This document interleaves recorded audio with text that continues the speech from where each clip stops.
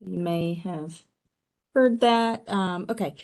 We record these meetings so that if your neighbors were unable to attend, we can direct them to a link to the meeting that'll be posted on NDOT's website after the fact. So we want to just make sure we're able to share the information as much as possible. So that's why we record these. So let's get started. I'm Amy Birch. I'm a traffic engineer and consultant that works on behalf of NDOT to help facilitate the traffic calming program. Also on the call, I have Ellie Finn. So she'll be helping me monitor the chat box. If you want to put questions in the chat box, that's fine. And also take notes as we go along. So we have a small enough group. You're welcome to unmute and ask questions as we go along, and we can answer those. But so that's sort of the groundwork. I see that Councilmember Gamble has joined. Thank you, Councilmember. Is there anything you'd like to add before we get going? No, thank you so much for your work on this. Just looking forward to the recommendations. So I'll chime in later if necessary. Thank you. Sounds good. Thanks for joining. All right. So we're here to talk about Cherbron Drive and the traffic calming program. So we appreciate you attending. There we go. Slides going here. So we're going to go over some background information. We're going to talk about what traffic calming is. Then we're going to talk about our program, our toolbox, and then some recommendations that we have for your street, and then the next steps of where we are in the program, the next processes, and so forth. So just a little, yes, council member. I see a hand. Sorry, that's a mistake. I don't know how I pushed that. So disregard. Thank you. You bet. Okay, so what is traffic calming? The NDOT's program, we call it the Neighborhood Street Traffic Calming Program. We focus on residential streets, just like your street, and it's physical solutions to encourage slower vehicle speeds and driver speeds over the length of the street. And so what we're targeting here is speed reduction.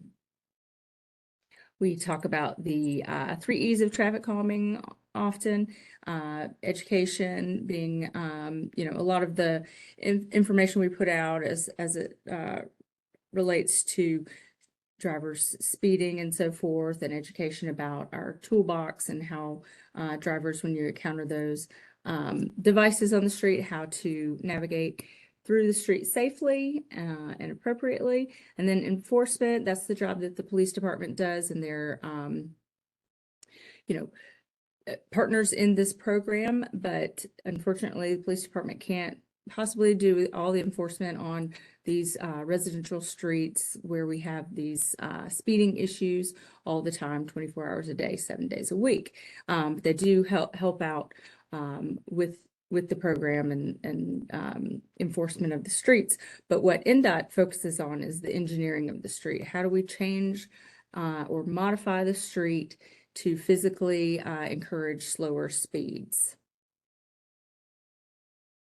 I want to talk about the strong correlation between vehicle speed and pedestrians' chance of survival with this infographic here. So it's really about safety. So on the left side, we have a vehicle. If a vehicle is going 25 miles per hour, pedestrian, if they're happen to be hit by a vehicle going 25 miles per hour, their chance of survival is 89%. As that speed goes up to 35 miles per hour, the chance of survival goes down to 68%. And then at 45 miles per hour, a pedestrian's chance of survival, if hit by that vehicle, goes down to 35%. So you can see there's a very strong correlation between vehicle speed and pedestrian's chance of survival and just overall safety. But also, also, we want to point out that at slower speeds, a driver has a greater chance of avoiding the collision altogether because their cone of vision is wider. They have more time to react, slow down, and avoid anything that is in the road, a pedestrian, another vehicle, or so forth. So not only are crashes less severe at lower speeds, but they can also be more easily avoided at lower speeds. So this is primarily why we're targeting speeding, and especially in neighborhood streets, through this program. So we have a application-based program, meaning that neighborhoods apply for traffic calming. Neighborhoods or residents, groups of residents on the street apply for traffic calming, and then we have a process in which we select which streets warrant the need for traffic calming. So we have a great demand for this program throughout this city and county. As of earlier this spring, we had almost 500 applications for neighborhood streets for traffic calming. And then in this most recent selection, Cherbron was selected in the fall of 2024. Through this program, we were able to select 25 neighborhood streets, so Cherbron was one of those streets. Our map here is just, if you can kind of make out the different colors and lines, those are lines on streets that have applied for traffic calming or are, in various stages of the traffic calming program, be it in this meeting phase or, waiting for construction or completed. And outside of the traffic calming program, you may have other issues that you need attention from various metro departments. So we like to point people to the Hub Nashville. That is hub.Nashville.gov. There's you can also dial 311 and reach someone or the right department to get whatever service issue you may have that needs attention. There's also an app you can download onto your smartphone, but it's a really great way to access the right department for the right issue you may have. Like your trash didn't get picked up, or there's a street light that's out, needs to be replaced, or a sign's been knocked down. It's all departments, not just NDOT, and it's just a really helpful resource that Metro has. So back to traffic calming though, I mentioned that we have almost 500 streets that have requested traffic calming. How did we select 25? Part of it is based on what the budget is allowed for the program at the time. So, and the other is how are those 25 selected? And it's a data-driven process based on the data that we collect on the streets that have applied for traffic calming. So we have these 5 criteria that we look at for each street, and those that rank highest in this process are the ones that are selected. So the top 25 are selected. So Cherbron was one of those top 25. So we're looking at vehicular speeds. We go out and we measure the speed and the volume on every street. And so what we're looking at is how much over our desired speed of 25 miles per hour are the prevailing speeds on that street. So we make that comparison, and that's worth 45% of the score. And then we look at the volume, what's the daily volume of traffic, and that's worth 25% of the score. We also take into consideration trip destinations. So are there schools, libraries, parks nearby the street within a close walking distance where we would expect people to be walking to and from the street to those types of destinations? That's worth 5% of the score. And then non-driver accommodations, we look at whether there's sidewalks on the street, or are there bikeways on the street, or there transit routes nearby or on that street where we would expect other users, not just vehicles, to be using the street as well. And then we also look back at 10 years worth of data to identify whether there's been a pedestrian or bicyclist injury or fatality on the street. And that's worth 10% of the score. So based on that, and the applications that we'd received, Cherbron scored high enough, and unfortunately was identified as needing some attention with traffic calming. So let me show you some of the data that we have on Cherbron, just to give you a little bit of perspective. We're talking about Cherbron Drive between Marydale and Yost Drive. So the speed that we collected, we measured the 85th percentile speed to be 40 miles per hour. So that I want to explain the 85th percentile, what that is. It's a typical measurement that we traffic engineers often reference. It just gives us some perspective of what the prevailing speeds are. But what it essentially means is 85% of the traffic is going 40 miles per hour or below. But it means that 15% of the traffic was measured going above 40 miles per hour. So that's just a typical measurement we look at, and 40 miles per hour on a 25 miles per hour street with relatively low traffic volume is pretty high. And so we do recognize that 40 is pretty high. So your street width is pretty narrow, but there's not any markings on the street, and there's no sidewalk on your street. So here's a map showing Cherbron. I've highlighted it here in green. And so the route probably that if you have a little bit of cut through traffic going through is between Old Hickory Boulevard and Nesbitt Drive, and using Marydale and Yost Drive as well as Cherbron. But this is the limits of our project, is Cherbron between Marydale and Yost. And so this map is taken from NDOT's traffic calming map tracker that I'd shown in a previous slide and a big overview. This is a snapshot just to give you a picture of other streets nearby and where they are in the program. So we do have some speed cushions that have been installed on Westchester Drive. Cherbron is in green because we're in this meeting and design phase here. And then these pinkish purple lines, those are where streets have applied for traffic calming but have not been selected for traffic calming. And Cuniff Parkway also received some speed cushions in past rounds. So let's talk about our toolkit. And our primary tool that we use are speed cushions because for a number of reasons, but they are well liked, they're very effective.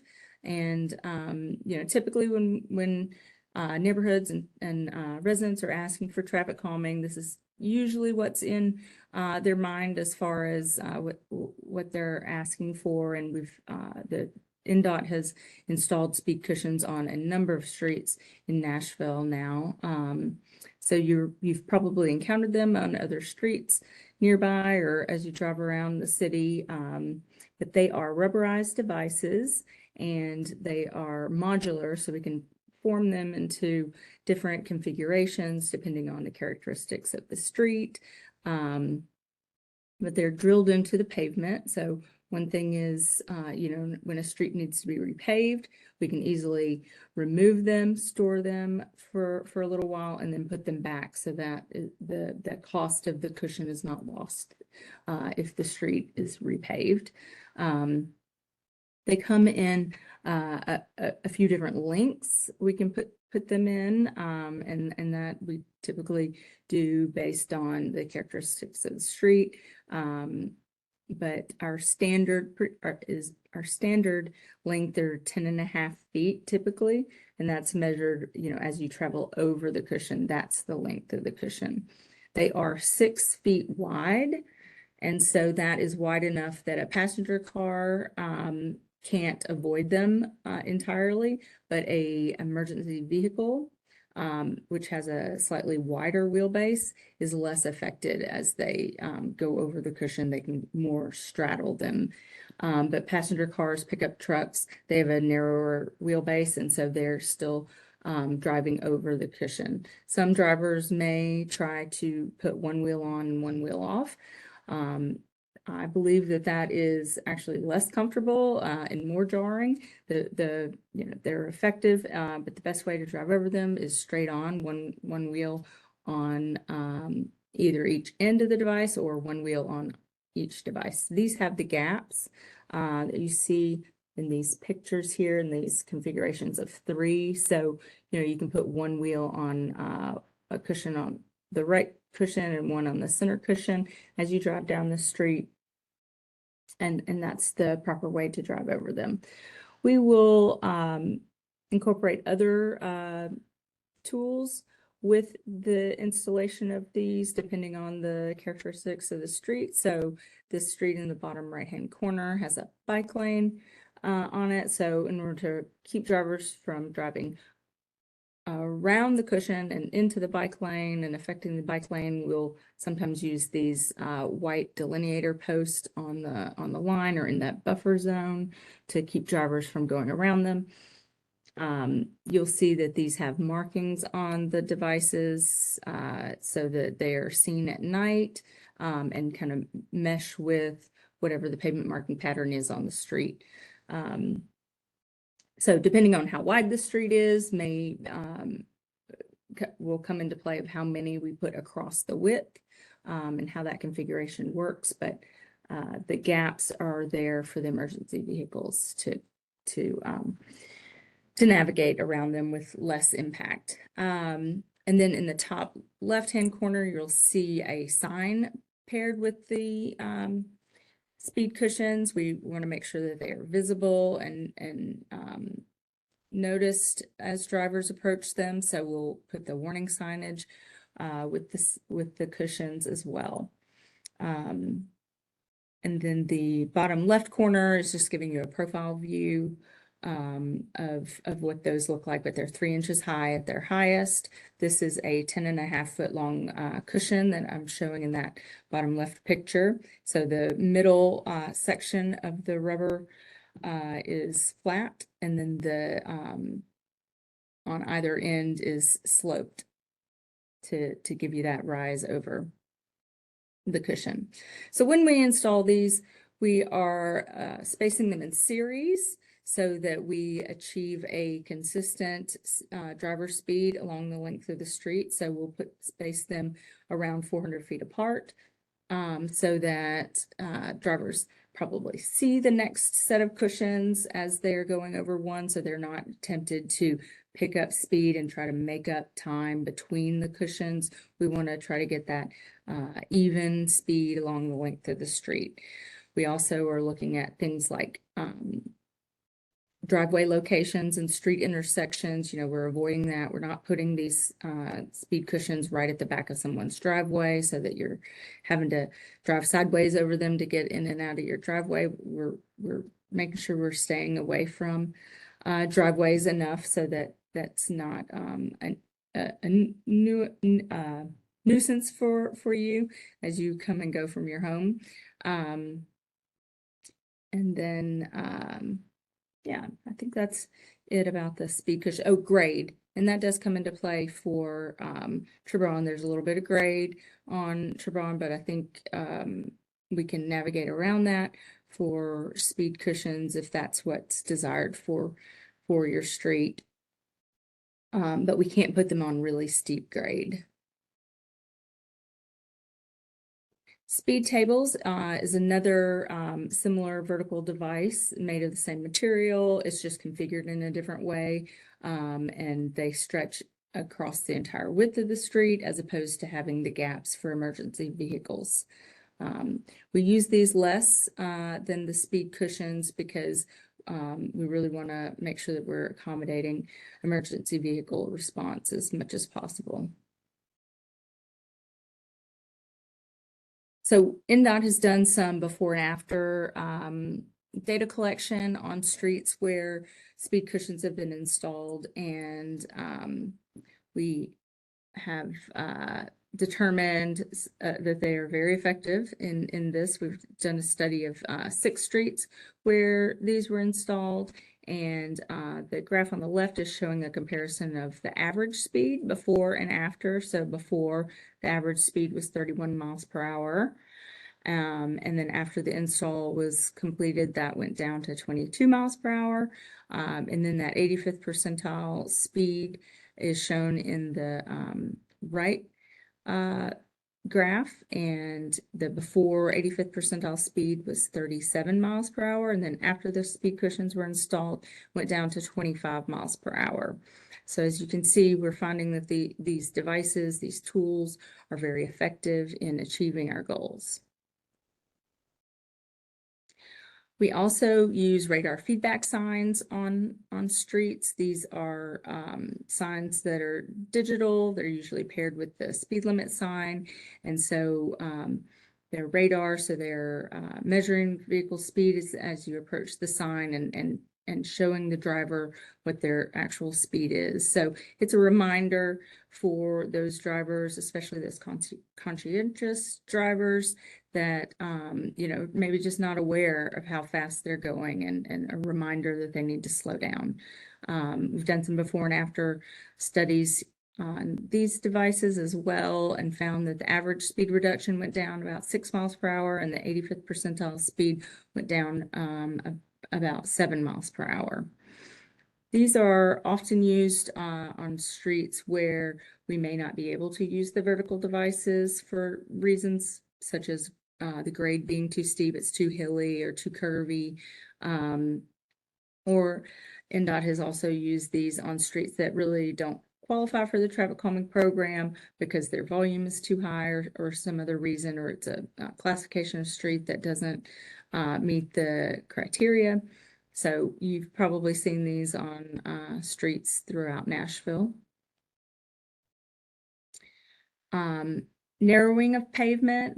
Sometimes we have wide streets with no markings on them, and so we will incorporate a kind of a shoulder area, if you will, by using white edge lines, especially on a street like this where there's not any sidewalk. It can increase the comfort for pedestrians to kind of carve out a little extra space there. So this is applicable on streets that are pretty wide. Intersection treatments that we have in our toolbox, similar to the wide street in the last slide. Sometimes we have really wide intersections and we want to narrow that intersection down, choke it down, so that drivers feel more constrained. Turning movements at intersections are slower at tighter intersections. So we'll use striping, paint, and these flexible delineator posts that you see in the top right to narrow that distance and intersection a bit. This is not really applicable on all streets in our program, but these are some examples of where we've done these. It shortens the distance for pedestrians crossing an intersection, and really improves that those sight lines when we have drivers that park too close, or parked cars that are parked too close to an intersection and block visibility. So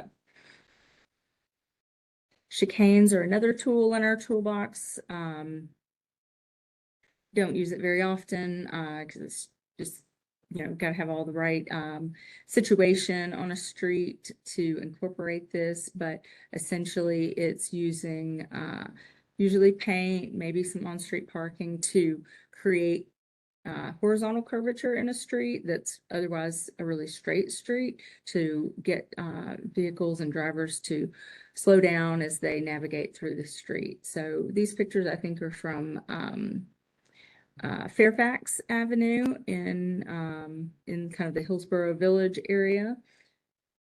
And so what happens is the on-street parking kind of shifts side to side. And you can see that center line also shifts side to side. So that just adds some curvature and some shifts along the street. Traffic circles are a tool that we're using at intersections. So essentially it kind of creates like a mini roundabout. So drivers navigate counterclockwise around the circular island installed in the middle of the intersection. So these are built like this picture shows, with rubberized curb and then filled with asphalt. And so this circular island in the middle of the intersection causes drivers to slow down as they navigate through the intersection, because it creates that horizontal deflection for the street that's the main street, if you will, as they drive through the intersection. So they're slowing down. Typically, the traffic control at the intersection stays the same. So the side streets, the lower volume streets, typically still controlled by a stop sign. And then the higher volume street is free flowing, but their drivers slow down through the intersection because they need to navigate around this circular island in the middle. And so in order to make a left turn, you go, 3/4 of the way around the circle. And the other thing about traffic circles is, we really need a wide enough intersection to put a tool like this in to still preserve a lane width around the island. So, we need all the right scenario in order to install these. So now we've put together a draft plan. Our purpose of this meeting is really to give you all the information about the program, what's in our toolbox, and then share a draft plan with you and get some input or consensus from the neighborhood that we like the plan, or if we need to make any adjustments, we can do that. That's why we have these meetings. So we're here to hear back from you if you're if we're on the right track before we get too far into a full design for the plan.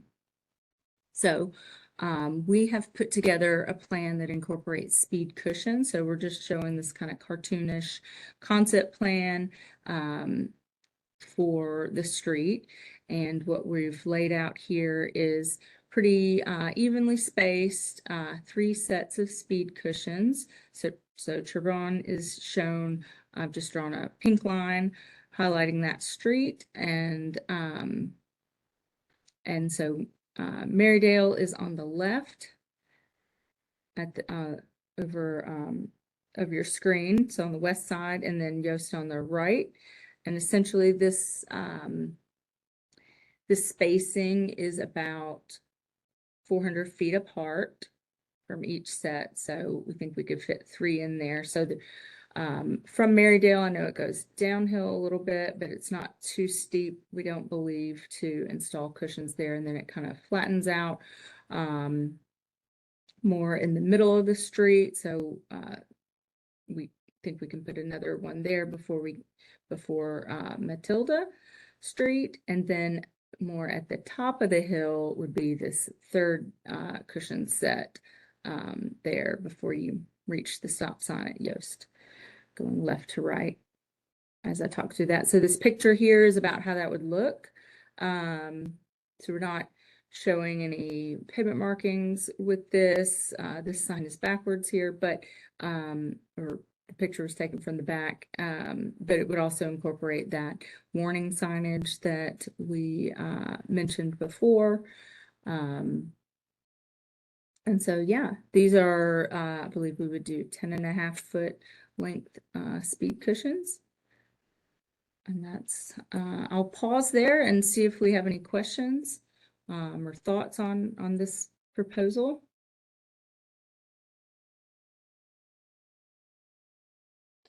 I have some thoughts, but would love for the rest of the neighbors to chime in first if they would like to.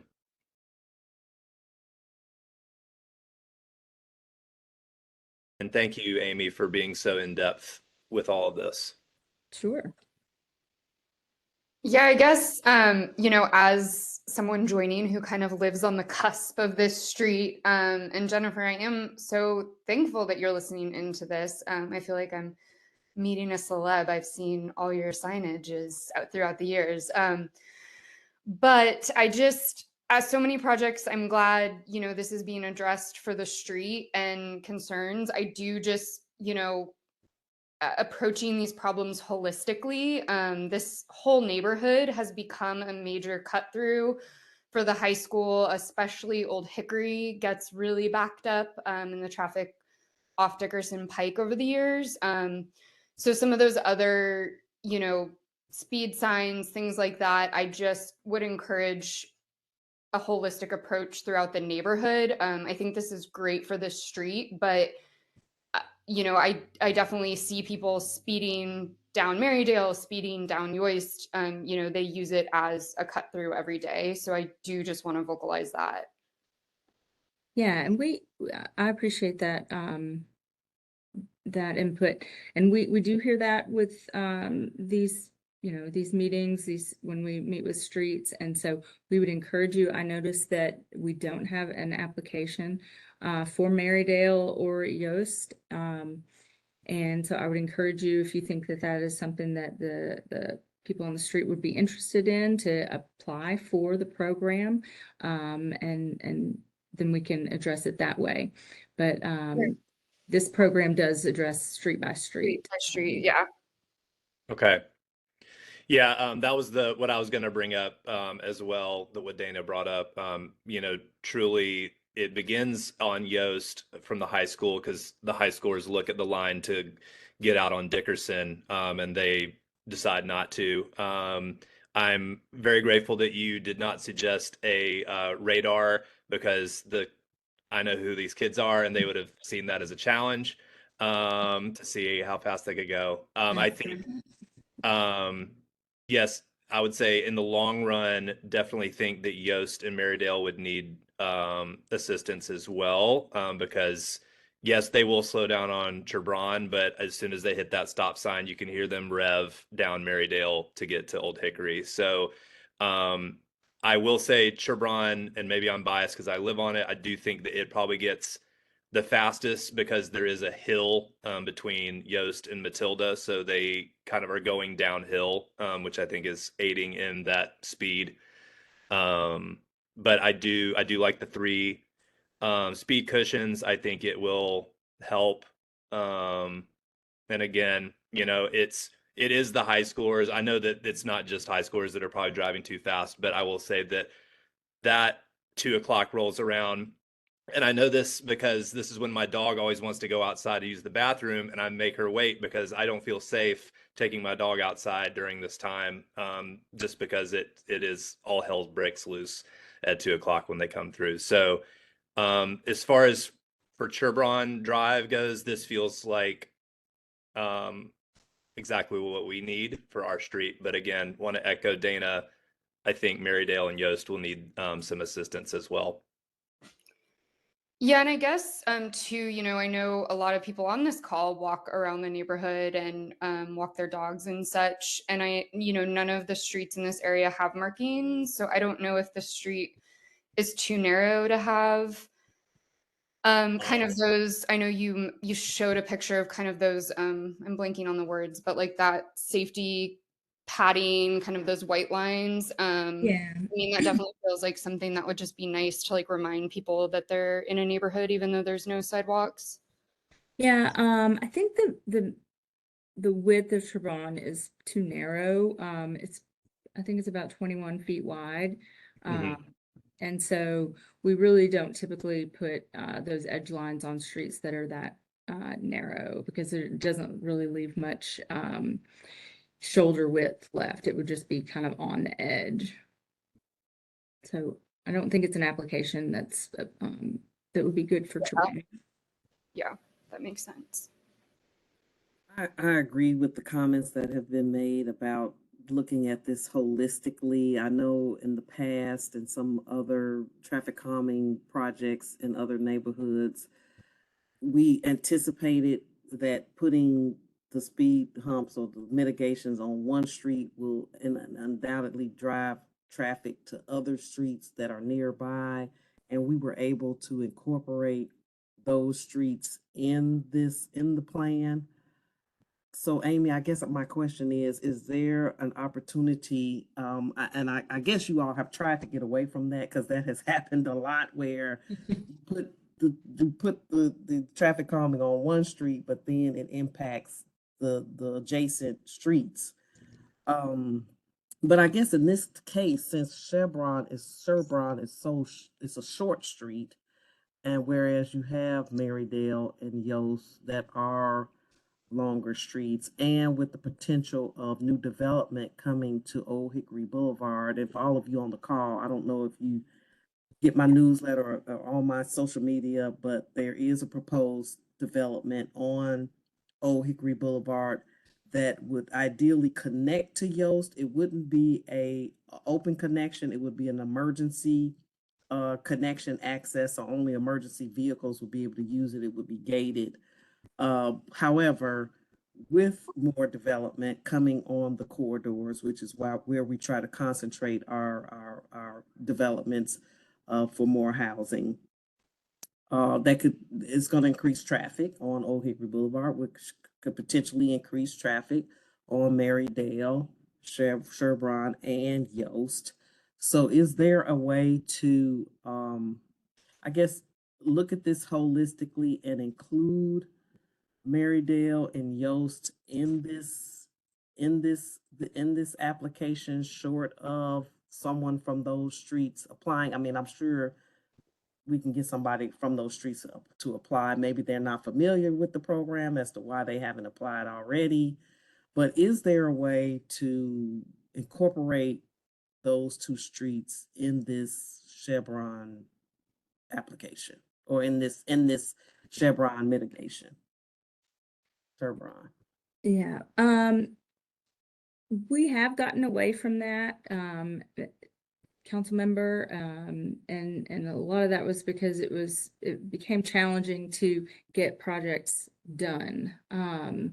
And so we really are trying to work on streets where there's been an ask by the neighborhood for traffic calming, and work at it that way. And that way we are able to address the streets that have demonstrated the need. We have data collected and we know what the speeds are, and that it kind of ranks high enough in our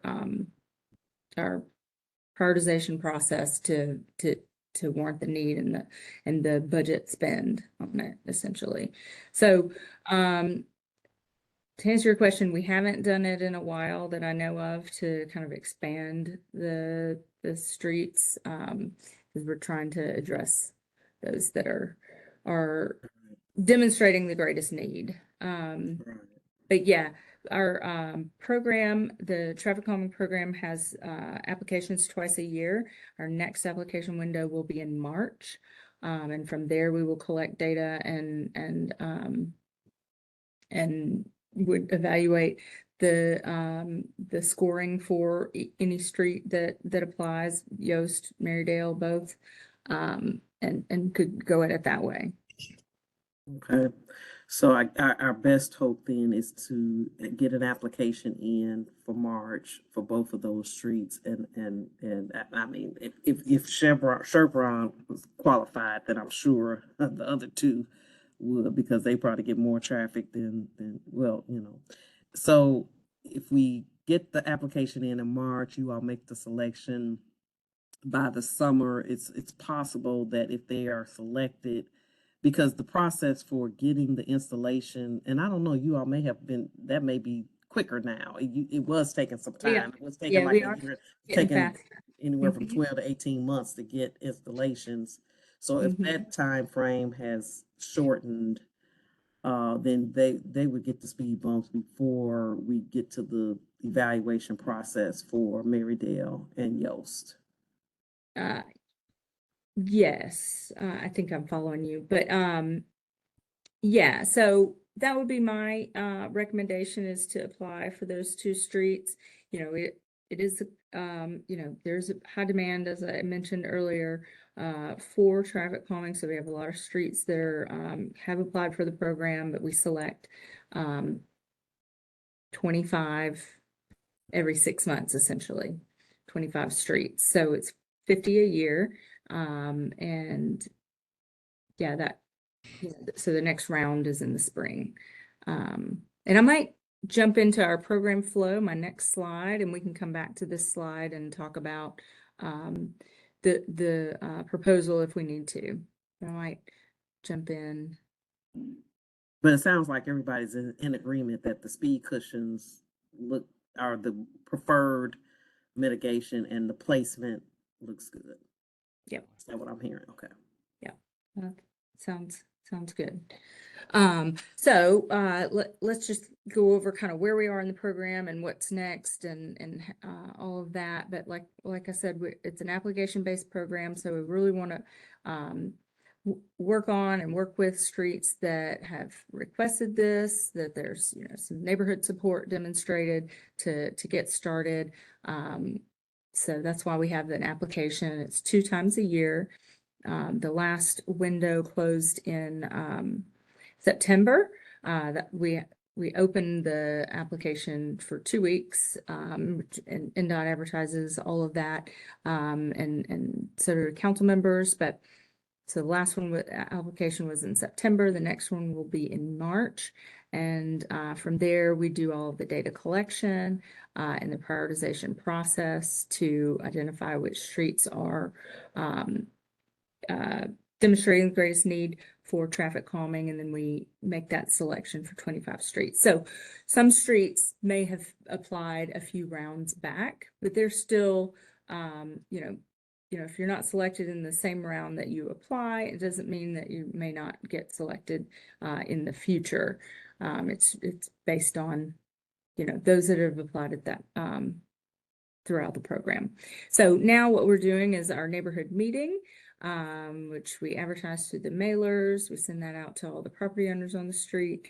And NDOT, we give this overview program and our toolbox and our draft concept plan. We really want to try to get that consensus that we're headed in the right direction before we do a more detailed design plan, where we do a field review. We'll measure those grades to confirm that we can put the cushions where we've identified. We'll refine that concept plan, and we'll actually prepare a plan that shows dimensions, and so you'll see like the distance that a speed cushion set would be from a driveway and so forth, so you kind of have some comfortability about where that's really going to go. It shows the signs on the plan as well. And so from there, we can go right into our online ballot phase, and I have some other slides to talk in more detail about that. But so if during this meeting we all feel comfortable that we want to move the process forward, as we've sort of presented this concept, we can do that, and just once the design is completed, move into that online ballot phase. But we do work with some neighborhood streets that there's a need to have another neighborhood meeting to go over more details about the design plan, or if our concept was way off from what was desired from the neighborhood and we want to circle back, we can always have a second neighborhood meeting after the design plan is completed. The design, we typically say it takes us 2 months to get that design done. And then if we want to move forward and do the online ballot, we would send those ballot postcards out. They'd be similar to those postcards you got to tell you about this meeting. And after that, that's a 6-week window of voting. And once that's complete, if the vote passes, then we move into construction. We are still saying 8 to 10 months, but it has gotten faster, Councilwoman. And we've churned through a lot of our backlog. Last year in 2023, the program selected 85 streets in one selection instead of 25. So it really, because of extra budget that council allotted to the program, so it really did create a big backlog, but the contractor is churning through that and getting those installed, so we're catching up. So what NDOT does not order the materials, the speed cushions, until the ballot has passed. So let me talk more about the ballot. So what it is a postcard. We have an online voting process where these postcards, we put a unique ID on the postcard. They go out to all the property owners on the street. The voting is open for 6 weeks. And the date that the vote closes is on the top of the mailer. So you know when you get that in your mailbox, when it closes, and respondents can vote yes or no for the project. So if 66% of the respondents vote yes, then the project will move forward. So it's based on the number of respondents, not the number of properties on the street. As far as that 66% goes, we need 66% of the voters to be voting yes in order to move it forward. On this postcard, it's a QR code that gives you access to the online form to vote. And so you'll use your unique ID to plug in with your address to vote yes or no. At the top of that website is also a link to the plans that will be posted online, so you can see the design plan before you vote. So if anybody's getting this for the first time and unfamiliar with it, you know, they'll have the opportunity to see that plan and know what they're voting for or against. And so you can also, the web address is also on there if the QR code isn't working for any reason. And also if someone receives their ballot postcard and is unable to vote online for whatever reason, there's a phone number to reach NDOT to get assistance with that. You may need to leave a message and get a call back, but we can get you the help you need in order to vote or and so forth. And so then the eligible properties for voting are these that are shown highlighted in yellow. Ignore that red line. That's just how I select the properties to highlight. But essentially it's properties, residential properties, churches and schools that have that abut the right of way of the street in question. So corner properties, I'm not sure if, you know, those corner properties may have an address on Marydale, but have property edge on Cherbron, they're still eligible to vote. And owners with multiple properties just get one vote. This comes into play a lot on some longer streets. And then vacant properties don't vote and businesses are not eligible to vote. I don't think those are the case on this street, but it is something we look at. So in total, it's 16 eligible properties that are, and property owners that can vote. So it's one vote per property. So, you know, you and someone else may be on the, you know, owners of the property, but it's one vote per property. And we use that unique ID code to make sure we don't have duplicate voting and so forth. I think I saw a hand raised. It was me and you answered my question. Okay, great. So I do want to leave you with my contact information. Amy Birch at birchtransportation.com. Also NDOT's traffic calming email address, NDOT.TrafficCalming.Nashville.gov. I'm not going to wrap up just yet, but I'm going to also show our website, NDOT's traffic calming website, TrafficCalming.Nashville.gov, or through this QR code. So on that website, we've got links to all of our design plans. We've got the links to these YouTube videos of meetings. So if you know your neighbor missed it, you can direct them there to find this meeting in the next couple of days posted. The results of the ballots are posted on this website. So the week after a ballot closes, we will tally those votes and post them onto the website. So you can go and see the results, and so you'll know if it passed or if the vote failed. Our manual is on there, traffic calming manual, information about the toolbox, and our tracker maps. You can kind of see where what streets have applied for traffic calming if you're interested in wanting to apply for a particular street. You know, it requires 4 neighbors that live on that street to apply for the traffic calming. So lots of great information on this website. So I'll maybe go back to our plan here and just see if we want to move forward with the next steps, or maybe I should go to the program flow chart. You may be asking, so what if it fails? What if you don't get 66% of the votes in favor of the project? We will still install some traffic calming measures, and but it won't be the vertical devices. That's what the vote is for. NDOT wants people to vote in favor, or majority in favor of the vertical measures like the speed cushions or speed tables, but we would try to incorporate some other signage or something to try to achieve some slower speeds on the street, pavement markings, signage, and so forth.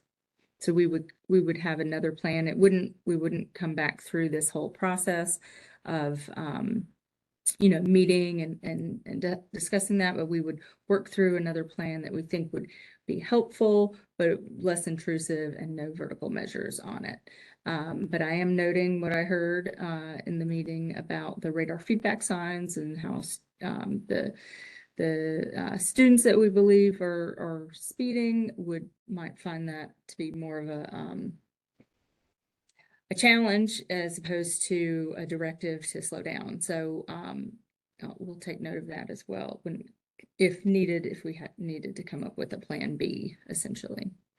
So I guess I'll just pause there and see if we want to move forward with the more detailed design plan and into the ballot phase, or if you think we need to have another meeting to discuss after the design is complete. Yeah, my only concern, if you could look back at the map again, Mhm. just was that first one between Yost and Matilda. I am trying to picture in my head how steep the grade is right there, and I would assume y'all wouldn't put one in this design if you didn't believe that it was capable of being there. So, That's right. okay, We were thinking that that's closer to the top of the hill. okay.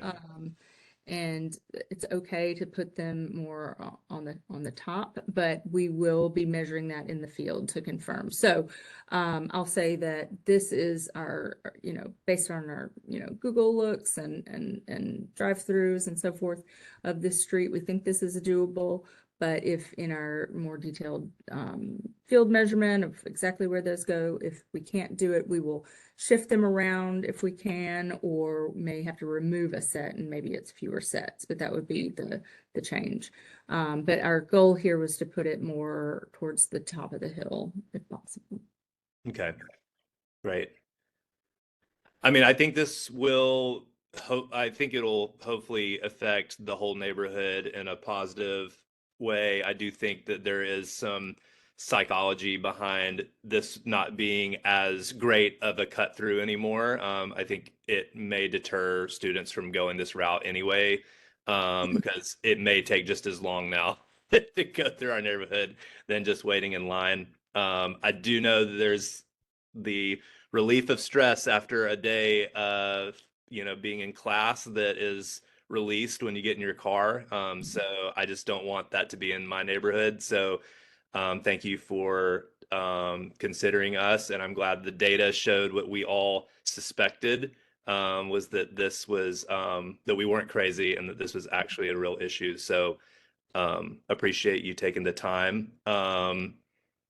Does anybody object from the neighborhood on moving forward with this plan? No? I do have one comment in the comment box, Oh, a request for another meeting. Do we think we need to do that to see the more detailed design? I don't foresee it being much different than this, except for with some measurements and so forth, and signs shown, but yeah, Lucia, Jose, do you want to see more thorough designs once they've done that? I don't know, y'all Thanks. are on your mobile device. I don't know if you're having issues with it. I guess. So I'm there now. Yes, I can hear you now. Okay. Sorry, I was with my daughter in school. No, that's fine. I'm support everything. We need something to fix it to make everybody more sure about the streets. Mhm. I saw kids around and dog and a lot of people walk on the side. So when I saw cars like vroom, the people's freaking out with the dogs. They have to stop because the cars just going so fast. So I'm agree with everything, and thank you very much for listen to us. I'm glad. Yes. Thank Okay. you. Great. So it sounds like we maybe don't need to have a second meeting. And so we can just move forward with that, putting together that design plan, and then what we'll do, Ruben and council member, we will send you an email when those postcards with the ballots are going out, so you can, be on the lookout for them, let your neighbors know to be on the lookout for them. And that way they're not missed in the trash, but if, something comes up and, your neighbor says they didn't get it, Mhm. you can reach out to NDOT and we can help with that. But this is our best way to reach those that are affected, so Great. reliant on the mail. And just in case, I may talk to some of our neighbors that weren't able to make the meeting. Will there be somewhere online where I can show them this proposal, so they can see it? It'll be in this meeting. I took a screenshot of this, so I'm sure I could just show them that. Yeah, it'll be on the video for this meeting. We don't post these plans, the concepts, until they're kind of fully designed. Okay. But if you need, I can send you this in PDF as well. I have your email. Okay. That would be great, honestly. Mhm. Awesome. All right. Well, I appreciate the participation and input and discussion about the plan. And again, left you with my email address. If you have any questions or comments, let me know. But we look forward to moving this along then.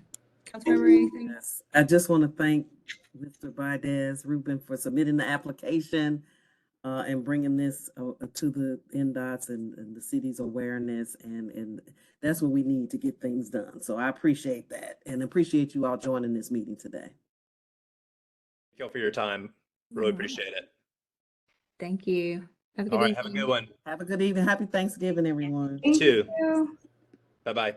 Bye.